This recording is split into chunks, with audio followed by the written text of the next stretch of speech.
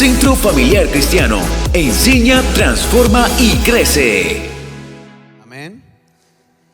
Ok, quiero contarles una pequeña historia.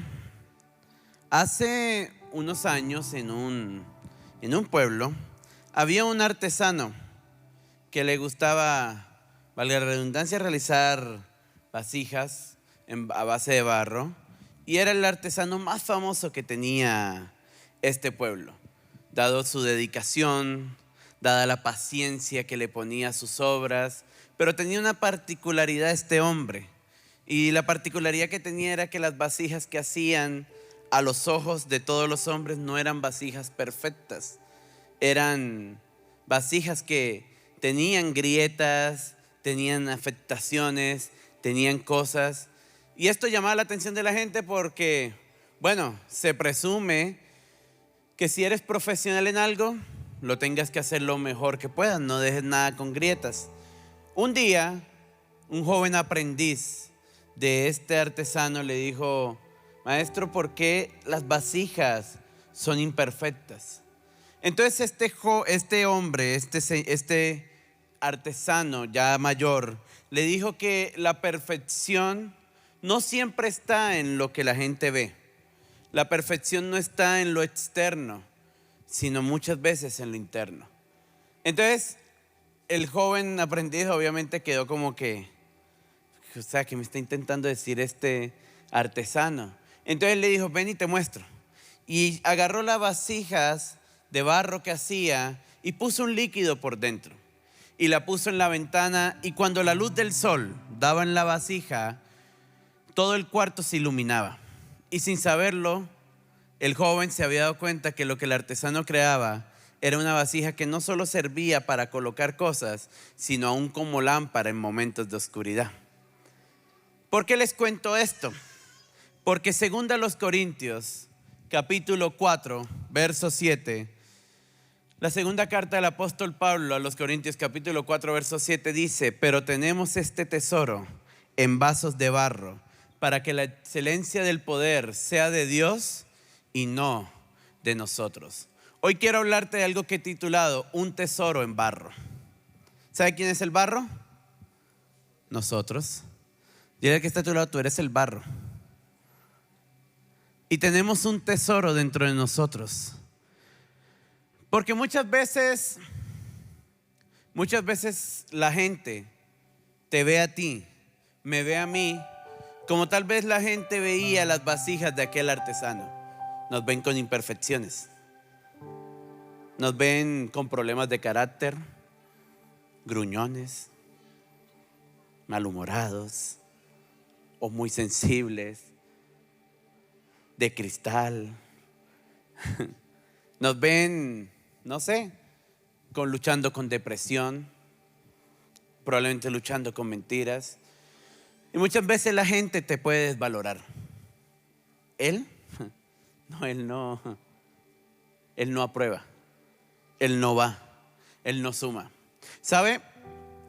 Si nosotros hubiésemos sido los que escogimos a los 12 apóstoles, creo que no hubiésemos escogido a los que Jesús escogió. Porque creo que nosotros tal vez hubiésemos buscado gente socialmente aceptable. Porque muchas veces la gente se fija en el barro que somos, pero no en el tesoro que cargamos por dentro. ¿Sabe? Y a veces hasta nosotros mismos perdemos de vista la identidad de quiénes somos, porque solo vemos el barro que tenemos por fuera. ¿Cuántas veces muchos de nosotros no nos hemos denigrado diciendo: Dios no puede hacer nada conmigo porque no, yo soy tan malo, no, yo soy tan esto, no, yo la verdad no aporto nada al reino? Pero yo quiero decirte algo: Dios no escoge por lo que el hombre ve, Dios escoge por lo que Él ve adentro de ti. Y adentro de ti hay un propósito eterno.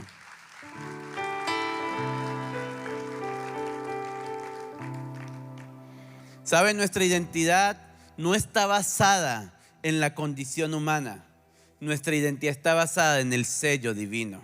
Y el sello divino que hay dentro de nosotros nos dice que somos hijos de Dios. Ese es el sello divino que hay dentro de nosotros. Hay un sello dentro de nosotros que nos dice que somos hijos de Dios. No importa muchas veces el barro que podamos ser, porque muchos libros antes, el profeta Jeremías fue llevado a la casa de un alfarero y vio cómo este alfarero trabajaba con la arcilla, la moldeaba, todo. Y el Señor le dijo: Jeremías, dile a la casa de Israel que ellos son barros en mis manos. Porque te voy a decir algo: no busques esperar a ser perfecto para que Dios te llame, porque Dios no busca hombres perfectos. Dios busca hombres imperfectos para moldearlos y perfeccionarlos.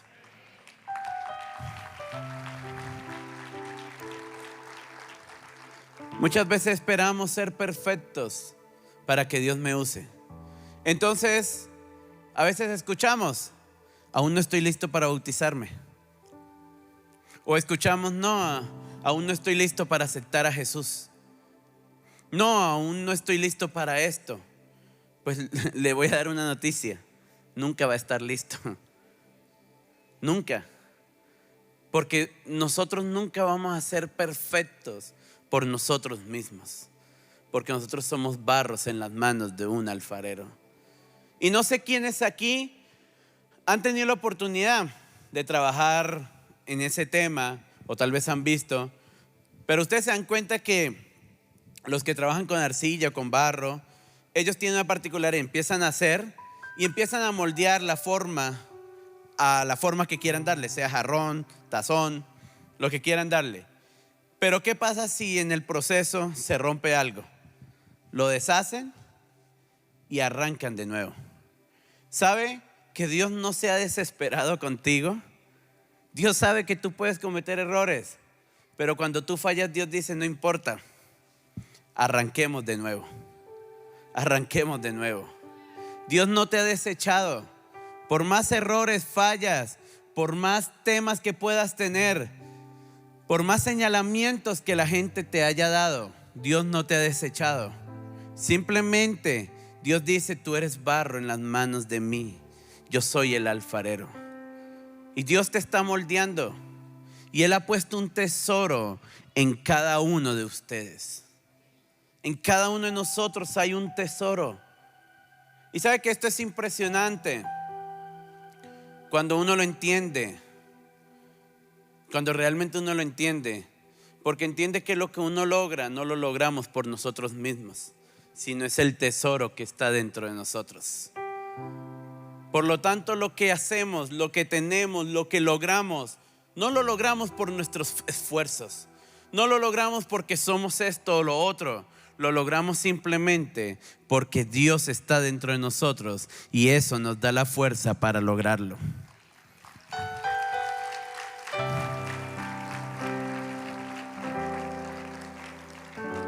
Pero este tesoro que Dios ha puesto en nosotros se manifiesta de tres maneras.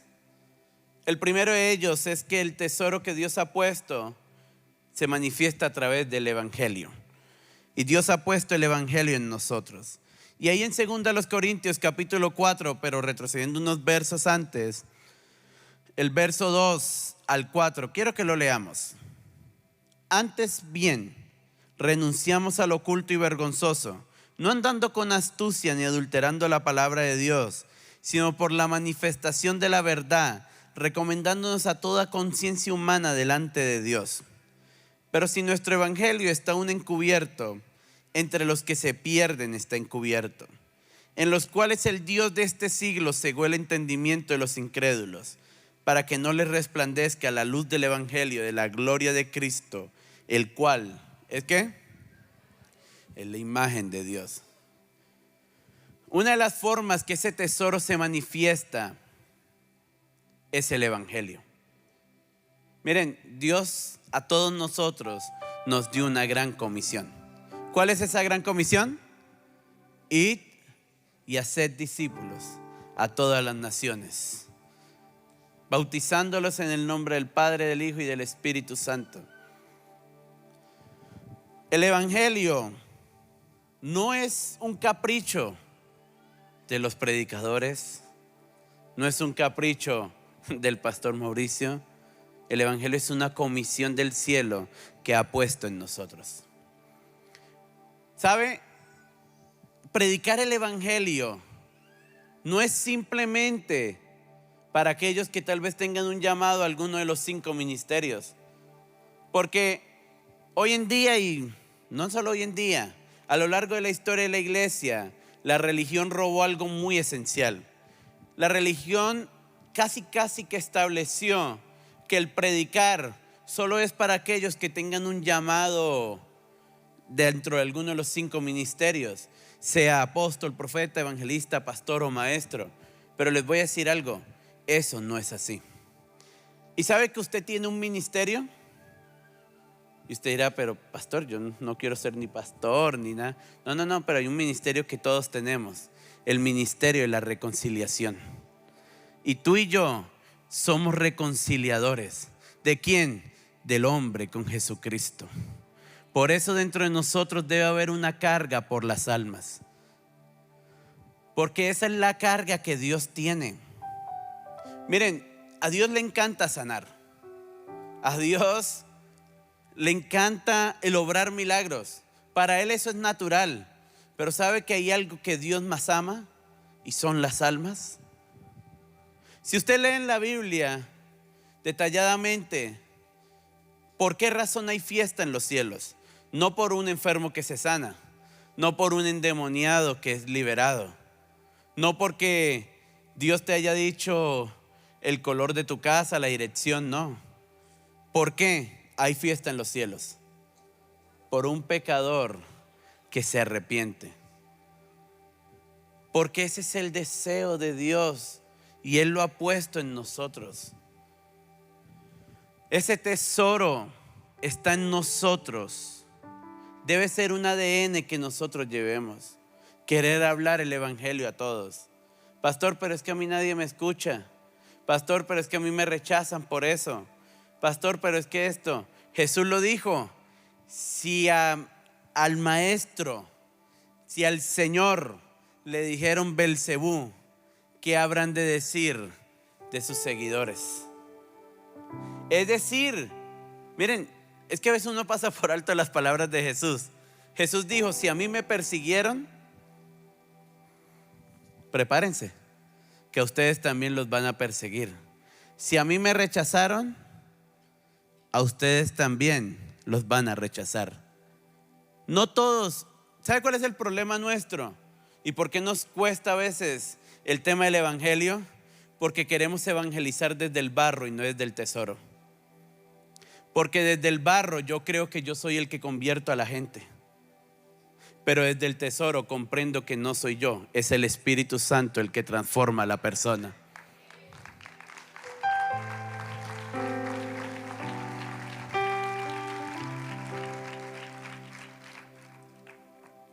Por eso a veces nos cuesta evangelizar, porque queremos y creemos que somos nosotros los que convertimos a la gente.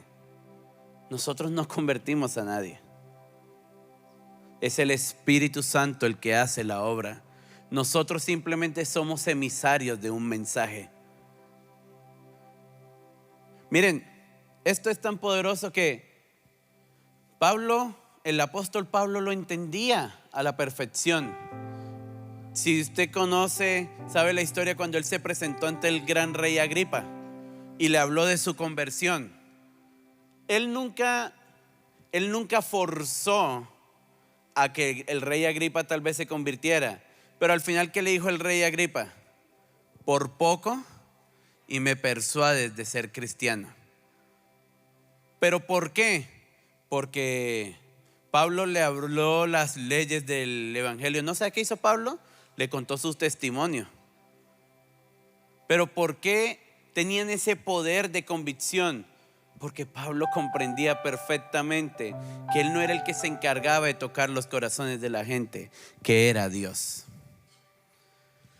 que era Dios. ¿Sabe? Eso tenemos que tenerlo muy en claro. Nosotros solo somos portadores de un mensaje, pero la excelencia del poder, como dice el verso 7, la excelencia del poder no es de nosotros, sino de Dios. La excelencia del poder no es de nosotros, sino de Dios. Por eso debemos tener esa pasión por predicar las almas. Muchos nos van a rechazar. Rechazaron a los 70 cuando Jesús los envió. Recuerden que Jesús les decía: cuando lleguen a algún lugar, digan paz. Y si no les reciben, simplemente sacudan las plantas de sus pies. Que Jesús dijo: peor será el castigo para ellos que Sodoma y Gomorra. Hay gente que te va a rechazar, pero eso nunca debe detener que esa pasión que Dios puso dentro de ti se expanda. Por eso debemos hablar el evangelio. No debemos detenerlo. ¿Pero por qué? Porque es que el evangelio no es solo hablar y decir: mira, Jesús murió por ti, si tú te arrepientes, tus pecados serán perdonados. Eso es la parte básica del evangelio, el mensaje poderoso pero sencillo del evangelio. Jesús murió por ti, cree en el Señor Jesús y serás salvo. Pero sabe que evangelio y salvación van más allá de eso. La palabra salvación en el original es soteria, que traducido es sanidad, libertad, rescate. Porque es que cuando tú llevas el evangelio a una persona, no solo le estás llevando un mensaje de salvación, le estás llevando una sanidad al alma herida, le estás llevando libertad a un alma aprisionada y le estás rescatando un alma al Señor del infierno. Y también el evangelio produce fe en las personas, porque la fe viene por el oír, y el oír la palabra de Dios. Cuando tú hablas el evangelio, produces fe en las personas. Fe en las personas. Pero no solo este tesoro se manifiesta en el evangelio, también se manifiesta en la gloria. En la gloria. Y quiero que vayas conmigo al verso 17. Ahí mismo en 2 Corintios 4:17. Porque esta leve tribulación momentánea produce en nosotros ¿un qué? Un cada vez más excelente y eterno peso de gloria. Wow, qué poderoso. ¿Sabe que en el antiguo pacto la gloria de Dios venía sobre lugares o sobre personas, pero luego se iba? Muy raramente la gloria de Dios se mantenía. Muy raramente se mantenía. Pero ¿sabe que nosotros contamos con un privilegio que a veces pasamos por alto? Miren, estos días vi una imagen en redes que me pareció súper interesante. Tal vez muchos la han visto. Que decía: imagínense cuando yo llegué al cielo a hablar con Moisés y decirle: oye, cuéntame qué fue hablar con Dios cara a cara en la tierra. Y Moisés me dirá: más bien dime tú, ¿qué se siente que Dios se haya metido dentro de ti? Porque ellos no contaron con ese privilegio. Porque te voy a decir algo: la gloria de Dios no solo está sobre ti, la gloria de Dios se metió dentro de ti.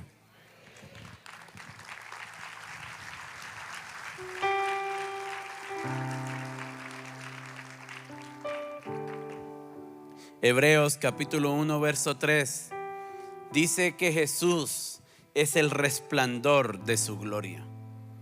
Jesús es el resplandor de la gloria de Dios. Es decir, Jesús es la imagen viva de la gloria del Padre. ¿Y dónde habita Jesús? Dentro de nosotros. Porque su gloria ahora se metió dentro de nosotros. Y esto es poderoso porque era algo que no merecíamos. Era algo que no merecíamos. Pero Él decidió meterse dentro de nosotros. Decidió habitar dentro de todos nosotros. dentro de todos nosotros. La gloria de Dios no solo decidió visitar ahora decide quedarse. Ahora decide morar dentro de nosotros.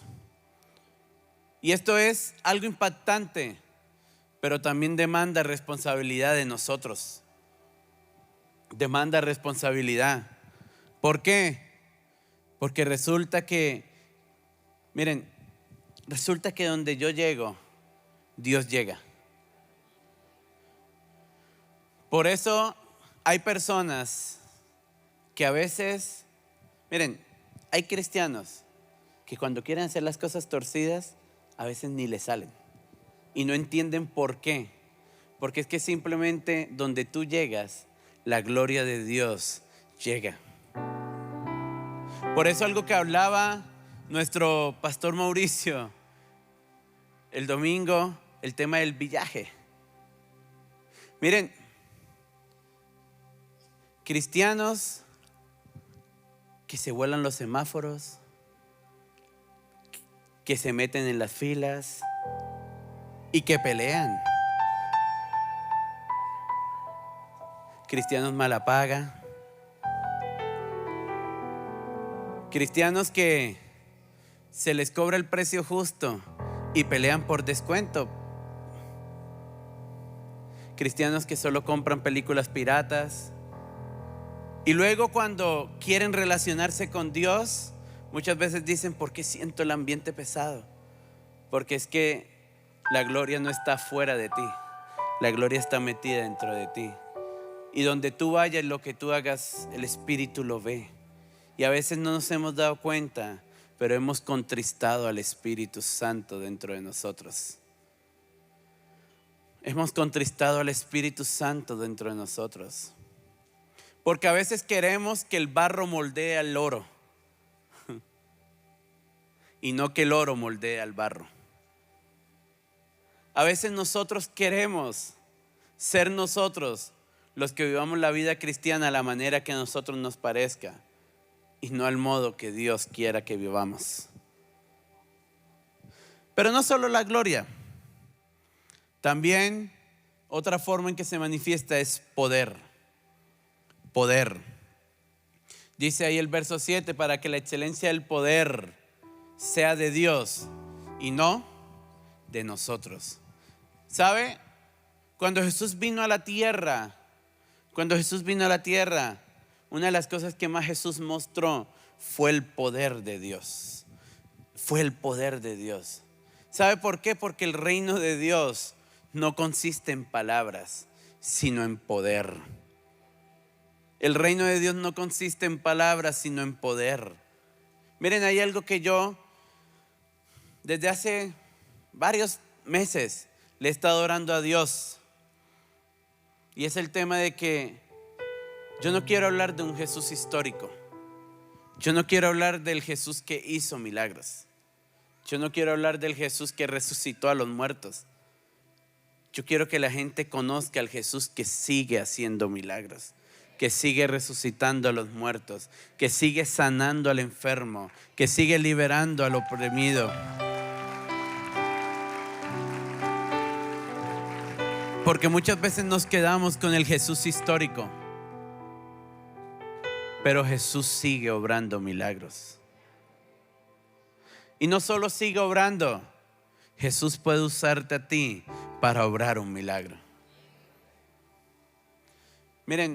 Uno le cree a Dios que Dios sana. Si yo preguntara aquí, ¿cuántos creen que Jesús sana? Yo creo que todos me dirían amén. Pero si yo les digo, ¿cuántos creen que Jesús puede usarte para sanar? Más de uno lo pensaría. Porque le creemos a Dios que Él sana, pero a veces no creemos que Dios puede usarme para sanar. ¿Sabe por qué? Porque lo mismo que el Evangelio, creemos que es el barro el que sana y no entendemos que es lo que tenemos por dentro. Esto está impresionante como esto. Cuando Pedro y Juan subían a la hora de la oración y vieron a aquel paralítico en la puerta de la Hermosa que les pedía dinero, ¿qué le dijeron ellos? No tengo plata ni oro, pero lo que tengo te doy. ¿Sabe por qué? Porque ellos entendían que era lo que tenían por dentro. Mira, métete a la cabeza que lo que tú tienes por dentro es superior a cualquier enfermedad, es superior a cualquier crisis, es superior a cualquier problema.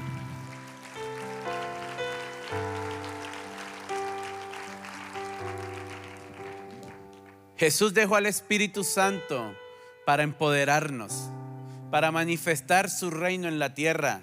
Hechos capítulo 1, verso 8: pero recibiréis poder cuando haya venido sobre vosotros el Espíritu Santo. Él dejó al Espíritu Santo para que nosotros recibiéramos poder. Debe volverse natural en medio nuestro que Dios obre milagros. Y no solo me refiero a este ambiente eclesiástico, no solo me refiero en este lugar, porque la iglesia no es aquí, la iglesia somos nosotros. Debe convertirse en normal que en su lugar de trabajo, si alguien está enfermo, se acerca a usted y le diga: oye, ora por mí porque yo he escuchado que Dios te usa para sanar. Hombre, no importa si a ti te llegan a decir: es que escuché que tú eres curandero. Después les dice: yo no soy el curandero, el sanador es el que vive dentro de mí. Porque muchas veces creen así. Porque lo normal es que nosotros, miren, debe convertirse en normal que en lugar de la gente ir al brujo, al adivino, al hechicero, a buscar dirección, vengan a nosotros los hijos de Dios, porque saben que lo que hay en nosotros es superior a cualquier otro espíritu. Debe convertirse en normal.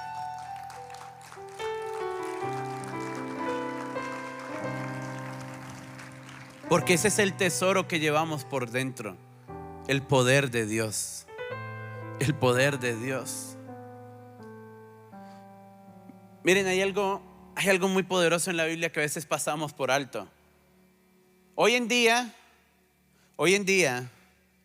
la gente que interpreta sueños, lastimosamente, las propagandas que se ven son de gente en adivinación o eso, que aparece: ¿tienes sueños raros? Ven que te los interpretamos. Pero te voy a decir algo. Les invito, leamos la Biblia. Faraón tuvo un sueño y dice que llamó a adivinos, a hechiceros, a sátrapas, a todo mundo, y ninguno pudo interpretar el sueño hasta que llegó José con el Espíritu de Dios. Nabucodonosor tuvo un sueño que de hecho ni se acordaba que había soñado, y llamó a adivinos, hechiceros, a todo mundo. Ninguno pudo saber que había soñado Nabucodonosor hasta que llegó Daniel con el Espíritu de Dios. ¿Sabe por qué? Porque mayor es el que está en nosotros que el que está en el mundo.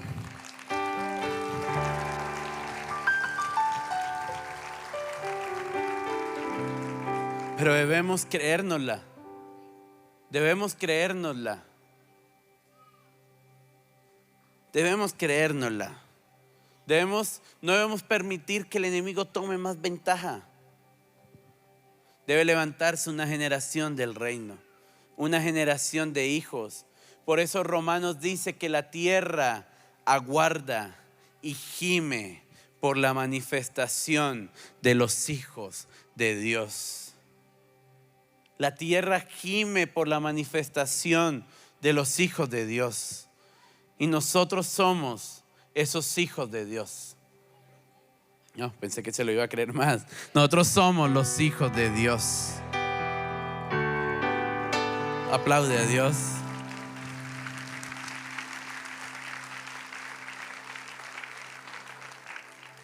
Jesús ha colocado un tesoro muy grande en nosotros. Un tesoro muy grande.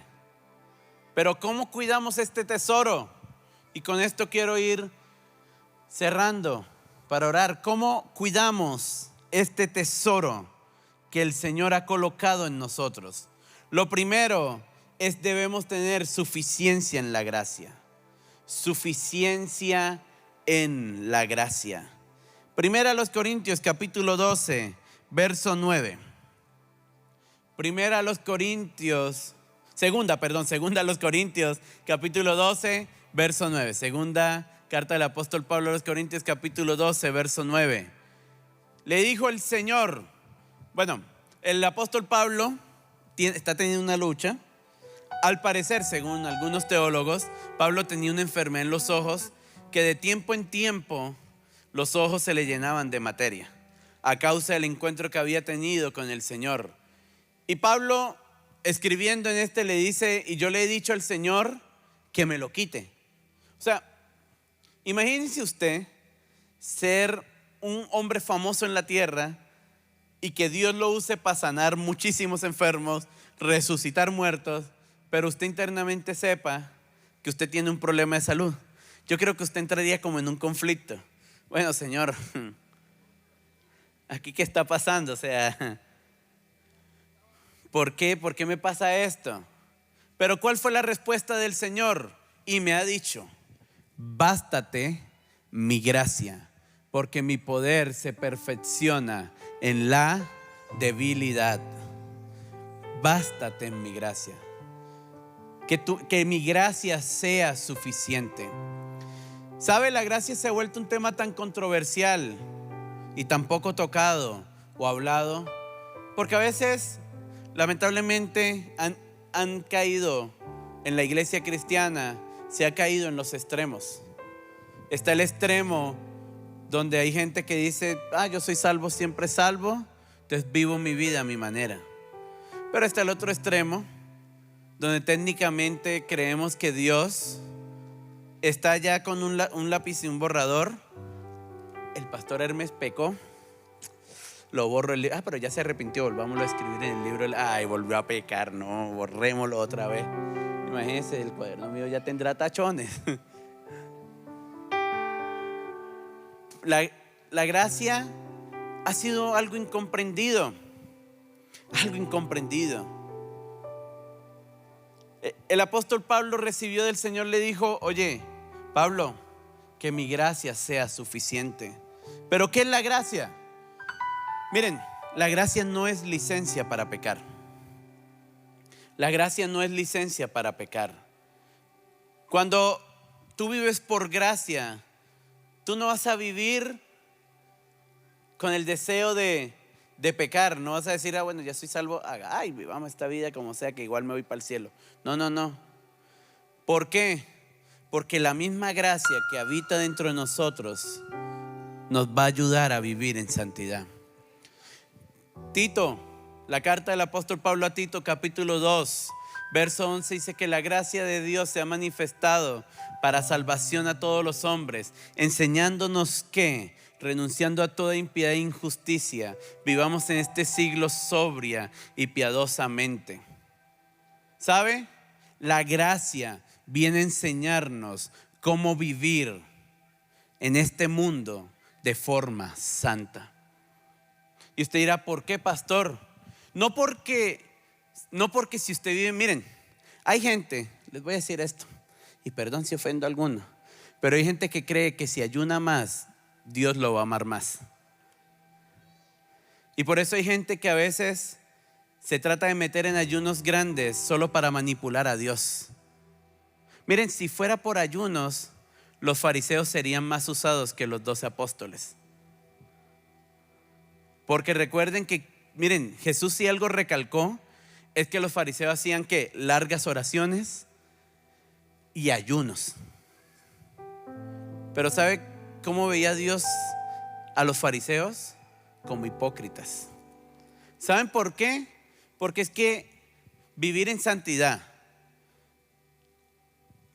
ayunar más, no es, quiero decirlo de esta manera, espero no se me entienda, no es algo que Dios va a mirar como para decir, este me cae bien, este ora 5 horas, este solo una, me voy con el de 5. No, miren, Dios puede usar al que ora 1 hora más que al que ora 5.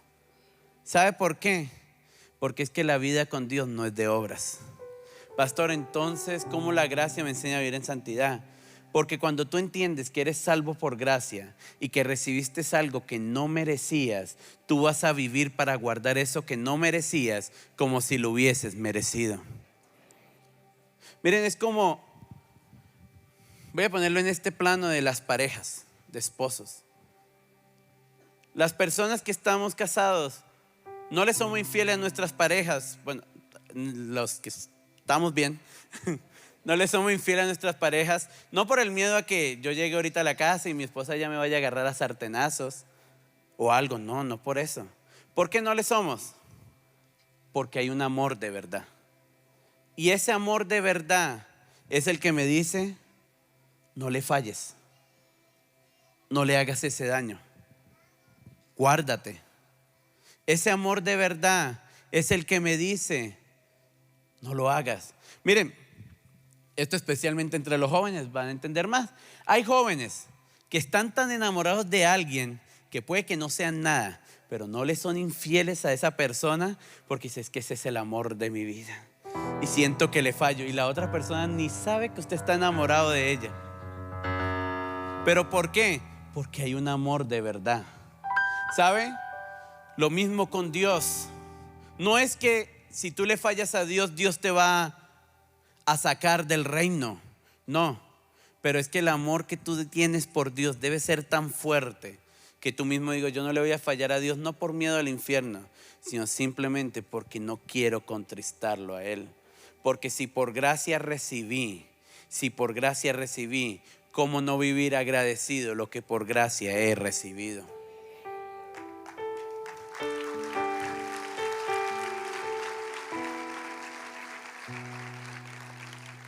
¿Sabe también qué es suficiencia en la gracia? Se lo voy a decir. Suficiencia en la gracia es entender que tú no tienes nada bueno que Dios pueda usar, pero que aún así Dios decidió llamarte, amarte y usarte. Ninguno de nosotros somos buenos. Ay, pastor, ¿cómo lo dice? No hay bueno, ni aún uno. No hay quien busque a Dios. Miren, usted no hizo nada para que Jesús lo amara. Más bien, hicimos todo lo contrario. Por nosotros Jesús murió en una cruz. Por nosotros Jesús sufrió. Pero por ese amor que nos tuvo a nosotros fue que Él decidió salvarnos, rescatarnos, y hoy estamos aquí solo por su gracia.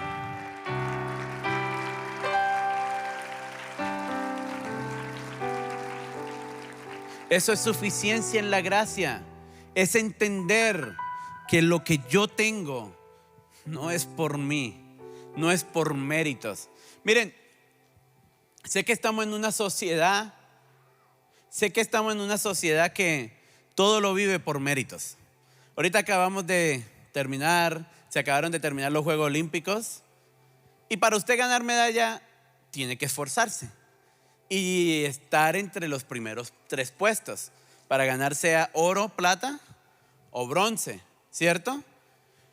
Para que usted, cuando estudiábamos en el colegio, no se ganara un señor regaño de sus papás, usted tenía que esforzarse y sacar buenas calificaciones. Yo no creo que aquí a ninguno le haya llegado con un parcial o un examen perdido el papá y el papá: ay, felicitaciones, mijo, qué bueno, ¿dónde quiere ir a comer? Vamos desde una. No, yo no creo, ¿no? ¿Por qué? Porque vivimos en la sociedad del mérito. Si tú quieres un mejor ascenso en tu trabajo, tienes que ganártelo. De una u otra forma tienes que ganártelo. Entonces, cuando venimos al reino, cuando estamos en el reino venimos con esa mentalidad de mérito y creemos que yo debo ganarme a Dios de alguna manera. ¿Y sabe que los 2 se pelearon esto?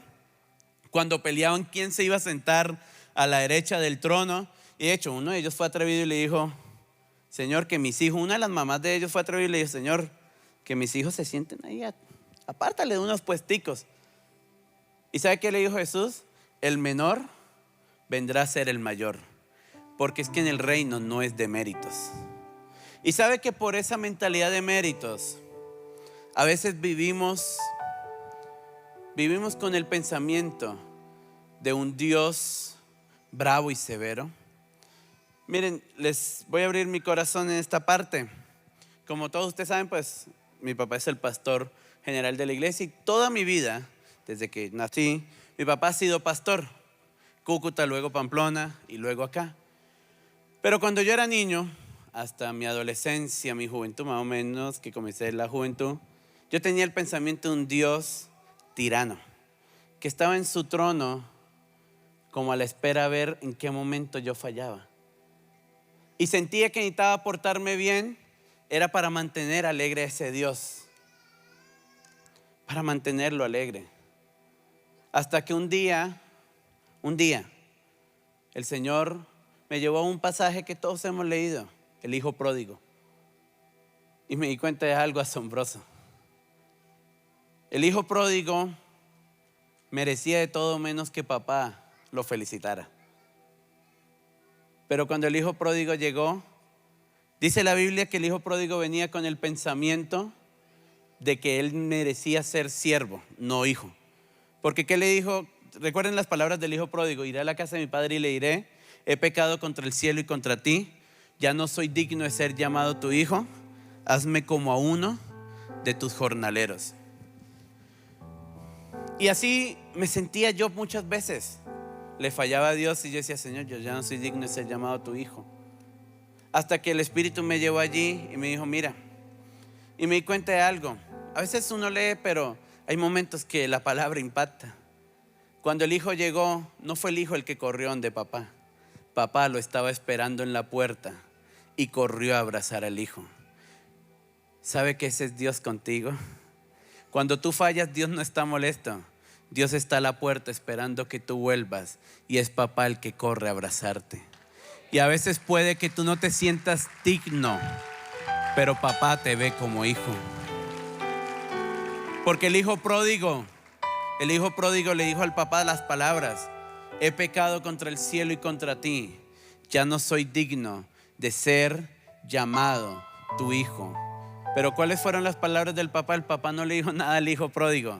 Se volteó a sus trabajadores y le dijo: traigan el mejor vestido, traigan el anillo de oro, maten al becerro más gordo, que mi hijo que era muerto ha revivido. ¿Sabe que eso es la gracia? La gracia te dice: no importas el lodazal donde hayas estado, el Padre está esperando por ti para salir a abrazarte, porque Él decidió amarte.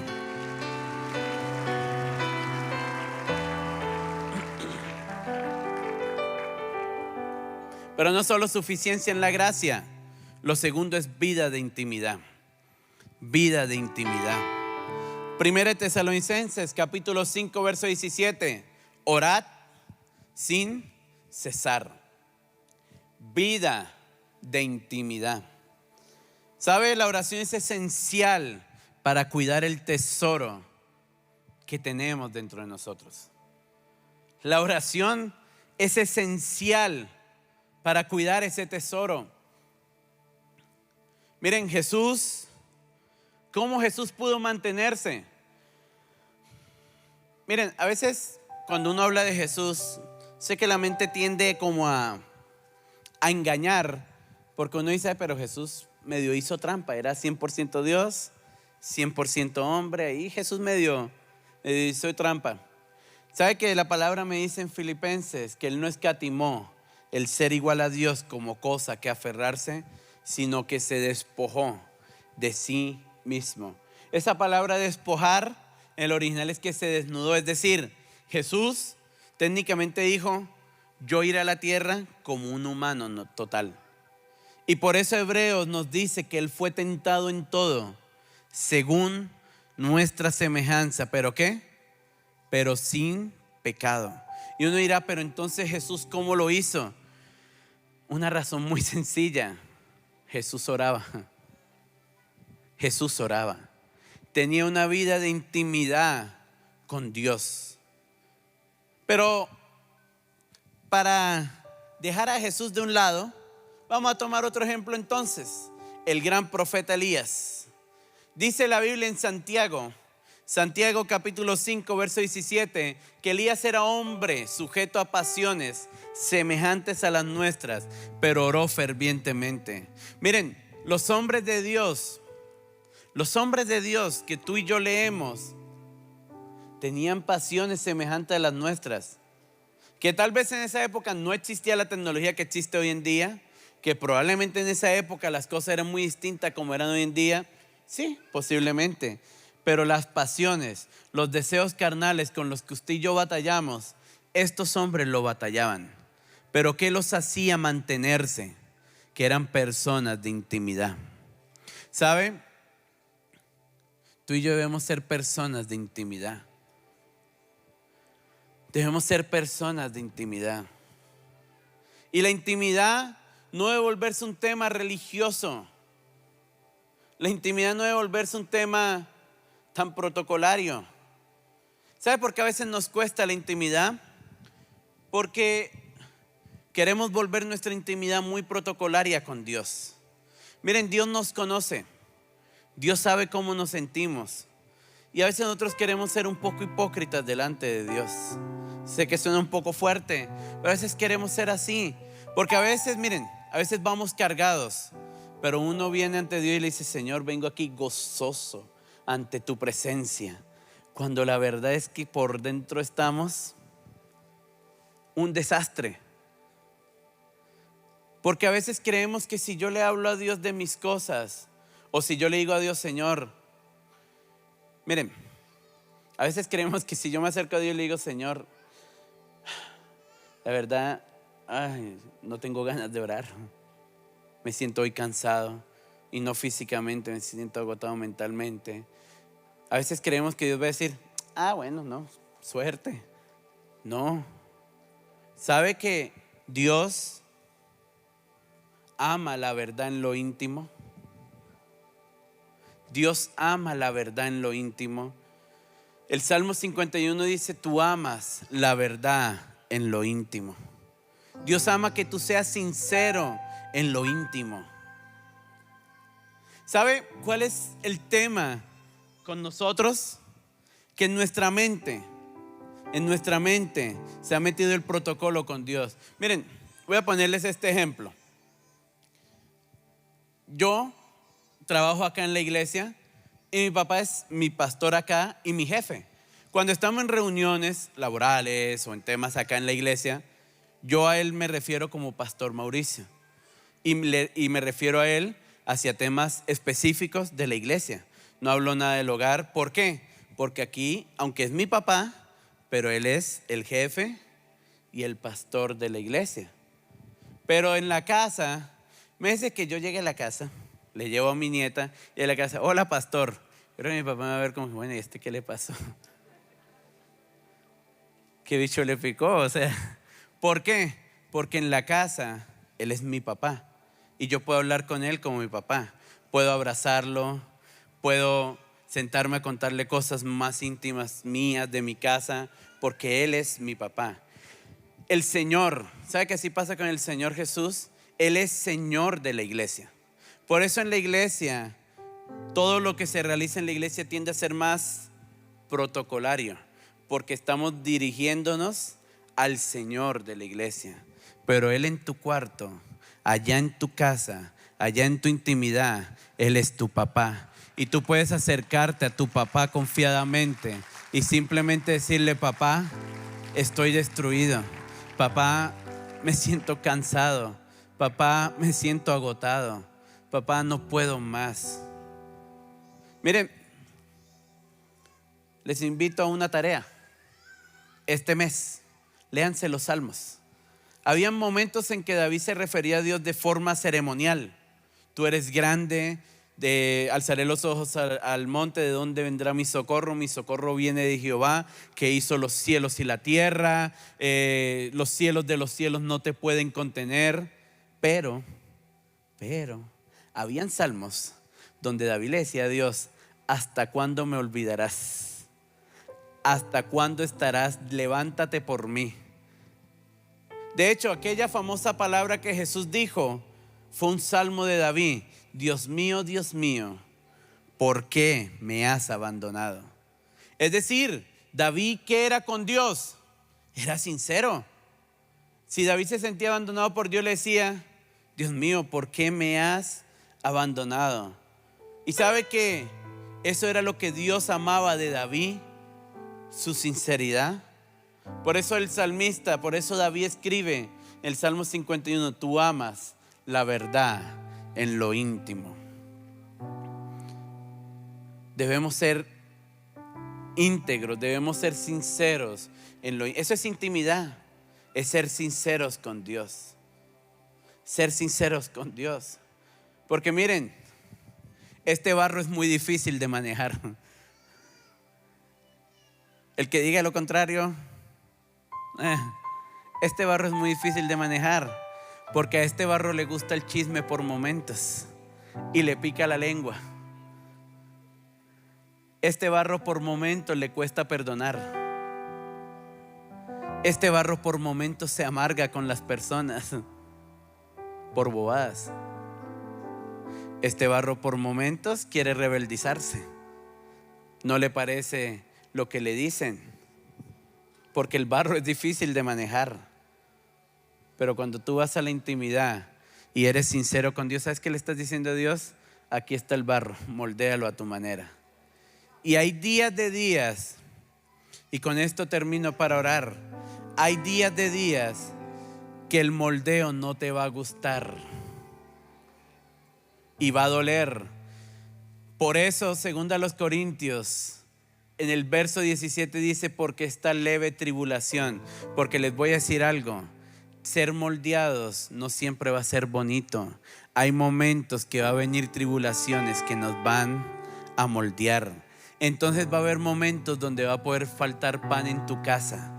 Va a haber momentos donde tal vez la economía va a escasear. Va a haber momentos donde probablemente va a venir enfermedad, va a venir cosas. Y usted va a decir: ¿pero por qué? Porque tal vez en esos momentos está siendo moldeado. Jesús fue llevado al desierto. Oye, yo siempre digo cuando leo ese texto, el Espíritu llevó a Jesús al desierto a ayunar 40 días. Yo en lo personal yo digo, si yo me meto a un ayuno, yo espero que al final del ayuno yo me encuentre ¿con quién? Con Dios. Pero Jesús terminó al final del ayuno encontrándose con el diablo. No, imagínense, usted ayuna y el que se encuentra al final es al diablo. Uno dice: bueno, Dios, entonces ¿para qué ayuné? Pero ¿sabe para qué sirvió eso? Porque es que el Espíritu estaba moldeando al Salvador por la gloria que Él cargaba.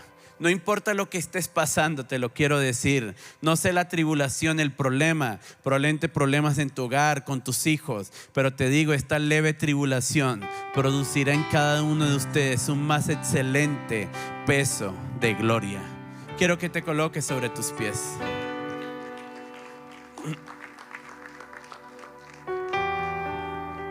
Nosotros somos simplemente vasijas de barro. Simples vasijas de barro en manos de un alfarero. Y Él nos está moldeando. El alfarero nos está moldeando. Y moldear duele. Miren, si pudiéramos hablar con las vasijas que hacen los artesanos, yo creo que ellas nos dirían: a veces no me gusta cómo me tratan. Porque, vuelvo y digo, si no tienen la oportunidad, en YouTube hay varios videos. Ellos agarran la arcilla y ellos no la ponen pasito y la amasan duro. Y hay momentos en que la arcilla ya se va poniendo dura y tienen que echarle agua y estirarla con fuerza. ¿Sabe? Hay momentos en que nosotros nos ponemos duros con Dios y Dios tiene que estirarnos con fuerza. Pero les digo, ese barro que somos nosotros solo es para manifestar el gran tesoro que llevamos por dentro. Quiero que cierres tus ojos. Padre, somos barro en manos de un alfarero, en quienes has puesto un excelente tesoro, Señor. Un tesoro manifestado en el Evangelio, un tesoro manifestado en la gloria y un tesoro manifestado en el poder. En el poder. Señor, a veces el barro quiere dominar. A veces el barro quiere dominar. El barro quiere salir con su carácter de amargura, de calumnia, de mentira. Centro Familiar Cristiano. Enseña, transforma y crece.